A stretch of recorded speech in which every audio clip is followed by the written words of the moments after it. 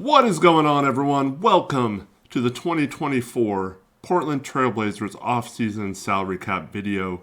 I am Eric Brandt, and if you've never seen one of these videos before, it's not really opinion-based other than we need to decide on a few things to see where the numbers go. But overall, it's more of just an informative video on where the Blazers stand salary cap-wise heading into this offseason and what they need to do to get under the cap and all that kind of stuff. The NBA currently projects the salary cap to be $141 million. The luxury tax line thus would be $171,315,000, and the first apron is $178,655,000. Those numbers could change every year. The NBA estimates and tells teams ahead of time what they believe the salary cap will be. If those numbers end up being higher than that, this could really benefit the Portland Trailblazers because they are in a little bit of a pickle in terms of trying to get under the cap as one of the worst teams in the NBA. And it's just a spot that you do not see very often for a team as bad as the Portland Trailblazers. So how they maneuver that this season, they might have a little bit more breathing room. It might be a little easier if the cap goes up higher than expected. Now, in the current NBA collective bargaining agreement, there is a maximum of 10% the salary cap can go up. So it can't jump like an outrageous amount in a year. And that will definitely come into play in future years when the new TV deals kick in next year. And then it's expected to rise 10% pretty much every year moving forward because of those TV deals. But this particular season did not quite reach 10%. It still could, obviously. But until the NBA announces the for sure numbers right before free agency starts, there's no way of knowing or going off any other number than what they estimate right now. So all these numbers might change slightly depending on what the NBA announces, but as of right now, these are what the projections are going to be.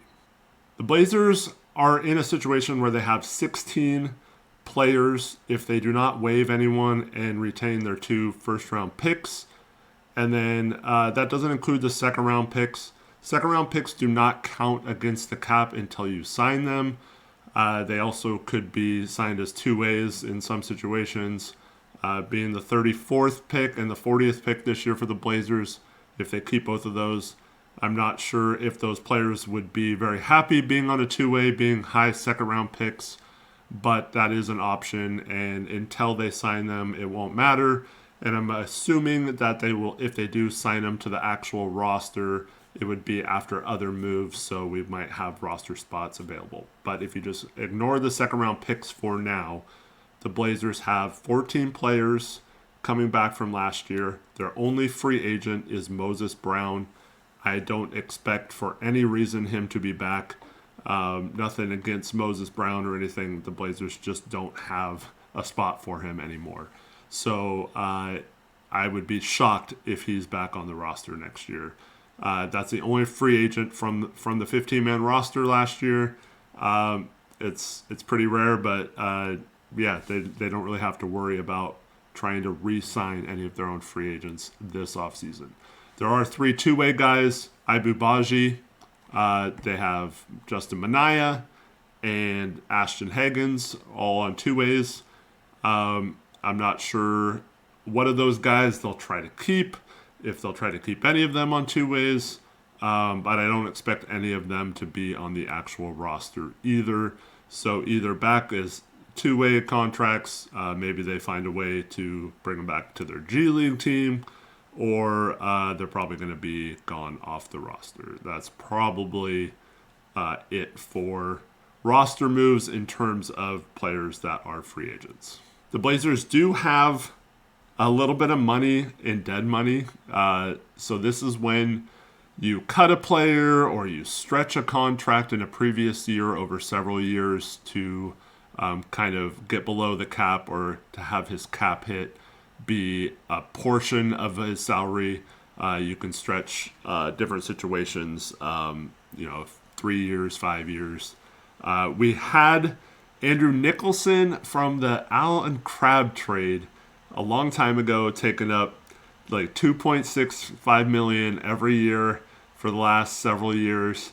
That is finally off the books. We're finally completely done with the 2016 offseason, in which they retained Allen Crabbe, matched a big contract for him, and then subsequently, the following offseason, traded him to the Nets and got back Andrew Nicholson, stretched him immediately over 6 or 7 years, I think it was, and that dead money has been counting against the cap ever since. But the Blazers did trade for Eric Bledsoe a couple of years ago. They ended up stretching his contract over 3 years for a cap hit of $1.3 million each of those years. And then they also traded for Didi Louzada in the CJ trade, and he ended up getting cut right before the season, and they stretched his contract as well because they were right up against the tax line and needed that savings to avoid paying the tax that year. And so it's pretty small. It's only about $268,000, but still a little bit of dead money between those two on the books. And then for the contracts themselves, they have 11 players of the 14 that are under contract on guaranteed contracts. In order from biggest to smallest, that would be DeAndre Ayton, Jeremy Grant, Anthony Simons, Malcolm Brogdon, Robert Williams, Matisse Thybulle, Scoot Henderson, Shaedon Sharpe, Chris Murray, Duop Reith, and Ryan Rupert. They have 3 players that are either on partially guaranteed or non-guaranteed. All 3 are making very minimal contracts. It's basically a minimum for their age bracket. So it's not going to be huge savings if they cut any of these guys. But technically, Jabari Walker and Tamani Kamara are non-guaranteed. So the Blazers, if they wanted to, could waive either one of those guys and would save a little under $2 million for each of those guys heading into the offseason. And Delano Banton, I'm not sure if he's going to be retained or not. He counts against the cap about $1.9 million. If he is cut, though, he has a partial guarantee. You'd have to pay him out $217,500. Not really a huge hit or anything like that, but it would be a little bit of money you'd have to pay him out. And so I don't know if that'll affect their decision or not to keep him. It might just boil down to roster spots. I don't think there's any way they're letting Tamani Kamara go for nothing. I just think he showed too much last year, and I think that would be silly if they let him go. Jabari Walker, there's some rumblings that maybe they could pull a trend in Watford and just surprisingly cut him. But I don't know. It seems like he's the type of player that would have at least a little bit of value. Maybe get a second-round pick just trading him away instead of cutting him outright. So I'd be surprised if they cut Jabari. So he's also a hustle guy, a good bench teammate, all that kind of stuff. So and like I said, these 3 players don't make that much money. So if you have to cut one of these guys, once again, your position you put yourself in the salary cap is not great. And this is why. The Blazers currently, if they kept all 14 players and then sign their 2 draft picks, which if they sign them, they count against the cap anyway. So I guess there could be a scenario where they stash a player overseas and don't sign him immediately. I don't see anyone in the number 7 pick range or the number 14 pick being a guy who wouldn't come over and play this season. So the Blazers are going to have to sign them. So they have guaranteed contracts. For rookies, it's a salary scale. It's already slotted in what they will make. So the Blazers, including those 2 first-round picks, are sitting at $178,449,613. I told you before, the first apron is 178,655,000. So not only are they over the tax, but they are right up against that first apron line. And when you get into the first apron, not only do you have to pay the tax, but there's also a lot more restrictions on trades. You lose trade exceptions. You can only take back as much money as you're sending out in trades, things like that. It would be very, very foolish for the Blazers to go over that number and stay that far into the tax this year. So right now, you keep all 16 players, which I know you wouldn't do, but heading into this offseason with 16 players, including those 2 first-round draft picks, they are $7,134,613 over the tax line. And so they have to find a way to cut that $7+ million. Now, if you cut Banton, like I said, partially guaranteed, that drops it down to $5,155,176. So you're still going to have to trade someone out, have a lopsided trade where you bring back less money, or just trade someone making more than that outright to a team that can absorb him with cap space or that has a trade exception big enough to trade for him.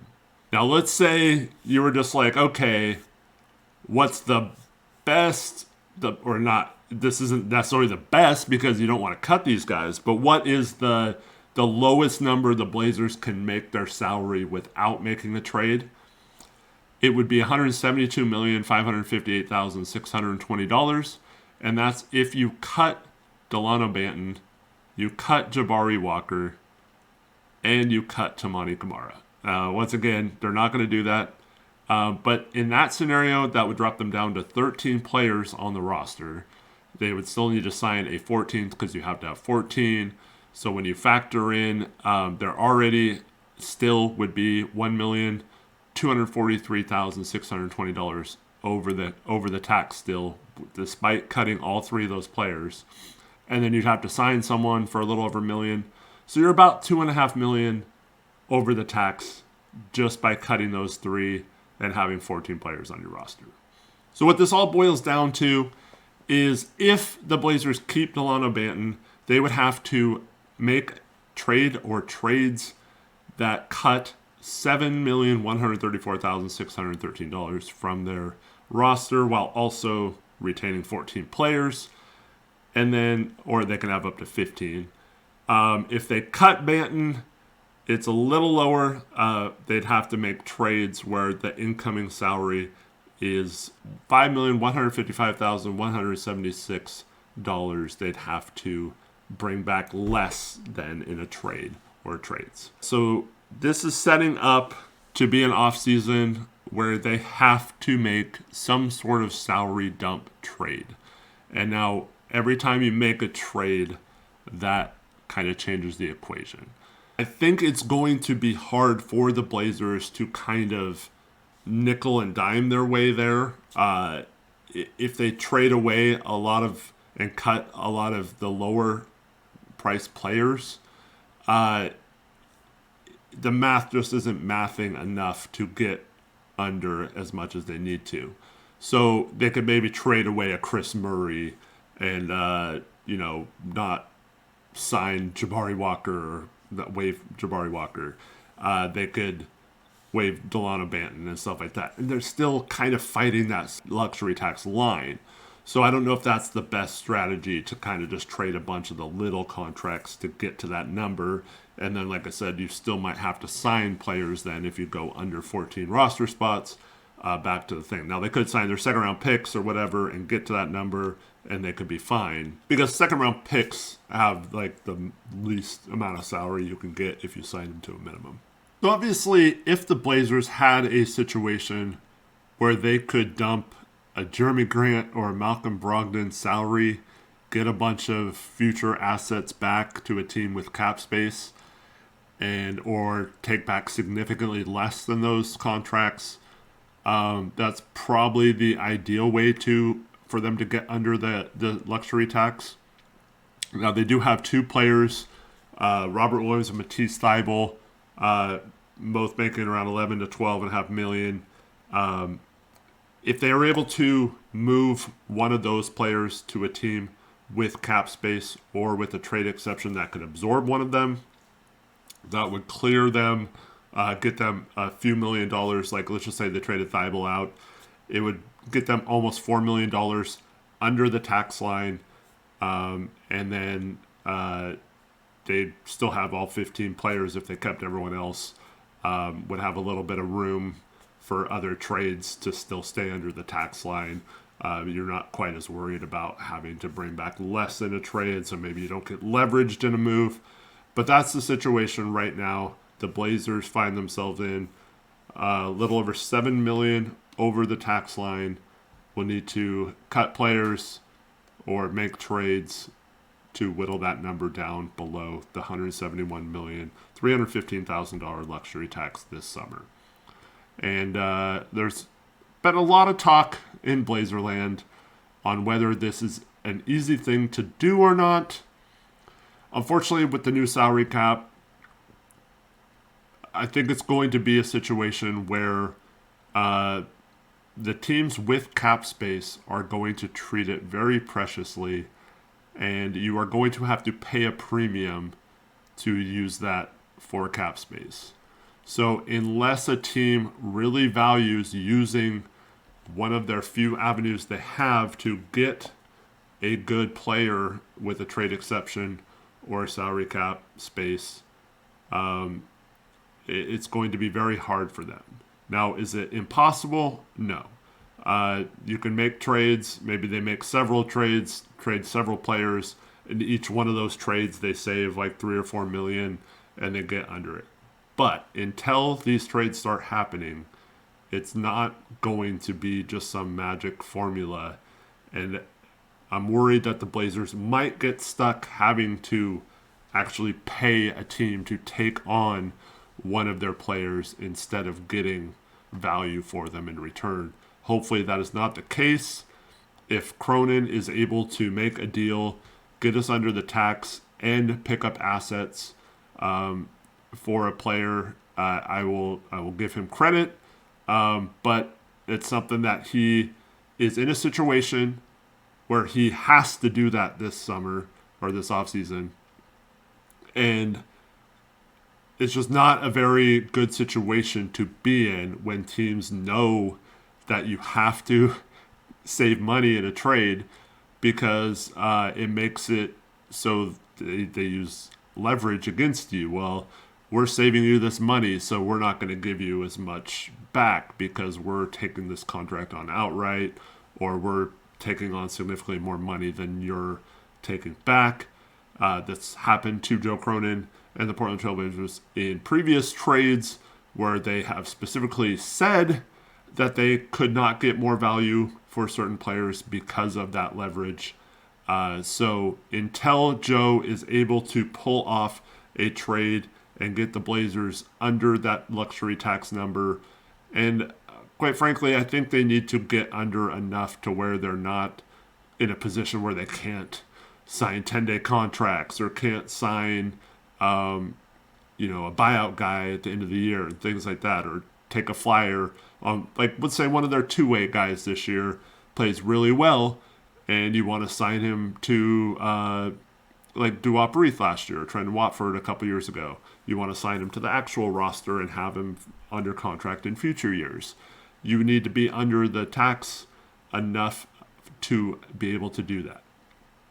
Now, something I have not mentioned in this video yet is they don't actually have to be under the tax until the last day of the last game of the season, so whatever day that is in April of 2025.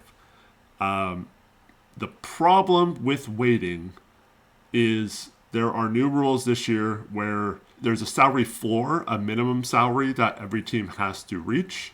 In the past, the only penalty for being below that floor was you had to compensate your players up until that amount, and that was it.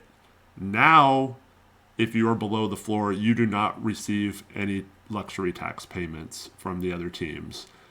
So you could have the lowest salary in the league and still not get any of the sharing of the luxury tax split.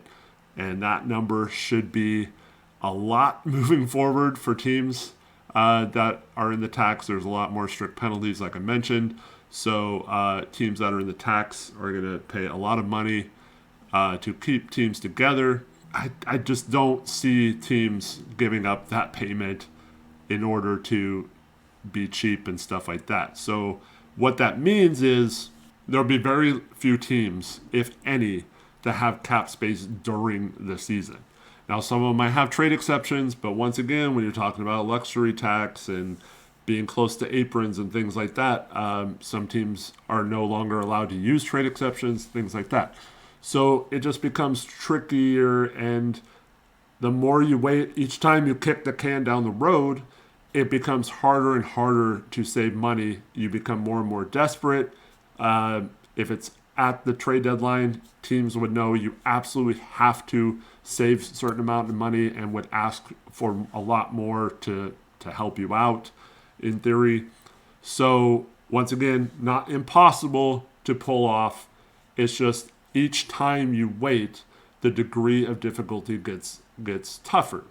Because right now, if they had just traded Malcolm Brogdon for like an expiring contract at the deadline, then they would be $22.5 million less, so about $15 million under the luxury tax right now. We wouldn't be talking about any of this stuff. They'd be in a perfect position and could maybe even use a full mid-level exception this offseason, because that's the other thing. In their position, they're not going to even be able to sign free agents or anything. So not that they have the roster spot for it, but until they make trades and clear up some money, they're not even really going to be able to sign any free agents. So that's already not going to be something they're going to do this summer. They didn't really sign free agents last offseason either.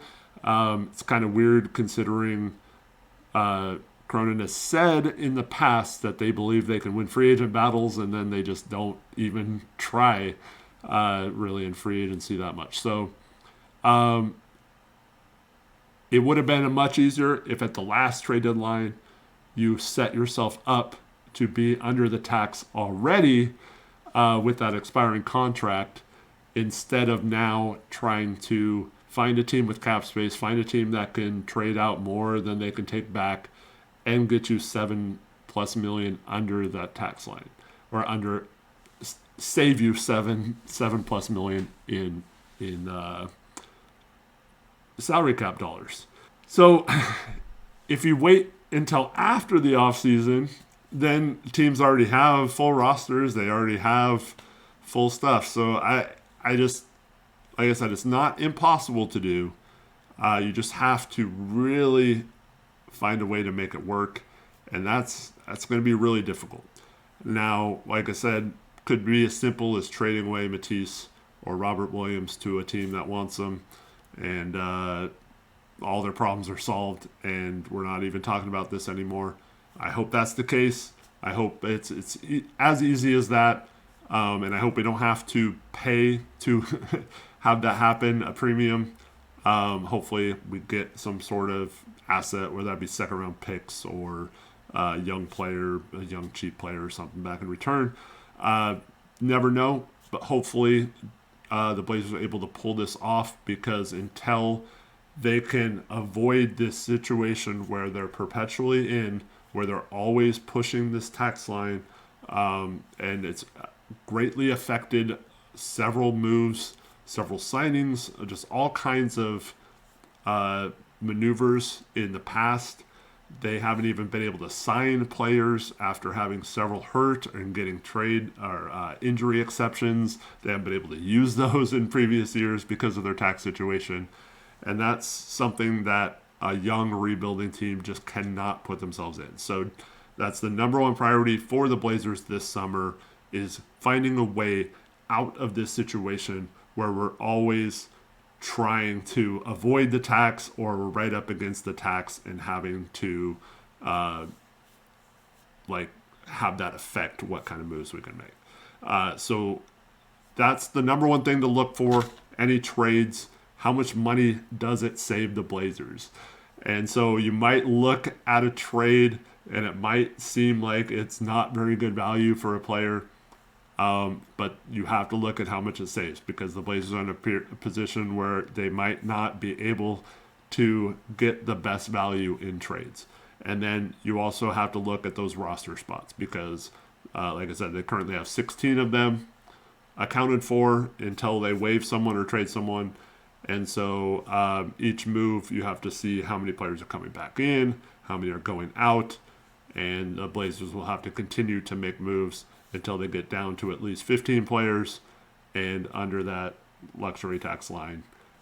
Because the other scenario that I guess would be the Blazers are just going to be a tax team and pay whatever it takes to bring in players. That would just be the weirdest situation if for years they avoided the tax and would not go all in to give Damian Lillard a chance to compete. But yet, now that the first offseason they don't have Damian Lillard, then they're willing to go in when they only won 21 games last year. So I can't imagine any scenario where they stay in the tax, and unless it's temporary. But like I said, even temporary, it's not simple. It is not. Don't believe anyone who tells you it's easy during the season to cut $7 million from your tax. It's a situation where it would be very difficult. So I expect all this to happen this offseason. Brogdon, Thibault, Robert Williams, the most likely players going out to accommodate the savings that they need to make. Some sort of situation where we're bringing in less money in those trades. And other things that could affect this, if the Blazers move up in the draft like it's been rumored, whether it's to draft Donovan Clingan or not, someone else, if they move up, that changes how much the picks are owed, because each pick has a certain salary that's slotted already. So if they move up to third, for example, that it depends on who they gave up or what pick they gave up, but the third pick would be a lot more money than the 7th pick or the 14th pick. So just whatever moves they make changes the money a little bit. And we'll, of course, keep you updated on those changes all offseason here on Blazers Uprise. And be sure to check out all our coverage. If there are trades, we'll, of course, break them all down. We'll have live streams covering any of those events. And then also the draft coming up. We have a 2-day draft this year. Tori and I will be live for both days, covering all the prospects, all the teams. We try to do our homework on scouting and all that kind of stuff. So tune in if you're interested in that.